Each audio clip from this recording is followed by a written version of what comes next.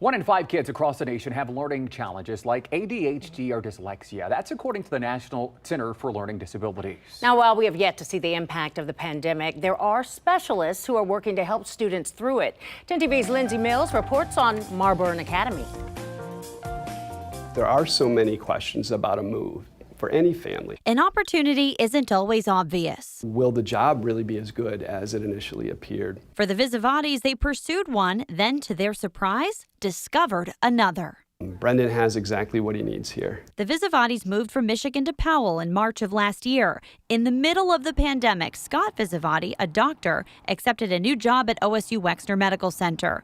What they would soon realize, they would leave the good for the great. He never felt normal. He never felt part of the big group.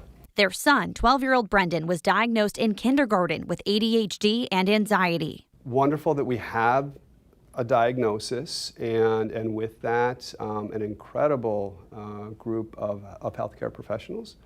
But then also, we have felt a bit isolated as a family. Before the move, he was learning remotely, and it was a struggle. We felt lost. The Visavatis heard about Marburn Academy in New Albany and decided Brendan would return to in-person learning here. He loves coming to school, so that first day he was nervous, but he got in the car at the end of the day and had some great stories. Not only was Brendan now learning in person, at Marburn he's surrounded by others with learning challenges like him, and the class sizes are smaller, where there's an opportunity for more support. So we weren't used to hearing the whole car ride home about the day. The pandemic was really hard on students across the board with learning differences. Eldridge Carr is the head of school. He says the majority of children with ADHD or dyslexia go undiagnosed, and the pandemic has impacted every child, especially children with learning challenges. We know that there's going to be an impact. The degree to which that impact takes hold is something that we're still going to learn about. While we wait for that information, Carr says he does know one thing.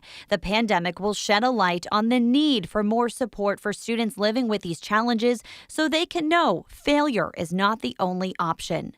Students like Brendan Visavati. As a parent, I think everybody can understand that all you want is for your child to feel comfortable at school and nurtured. And be happy. Lindsay Mills, 10 TV News.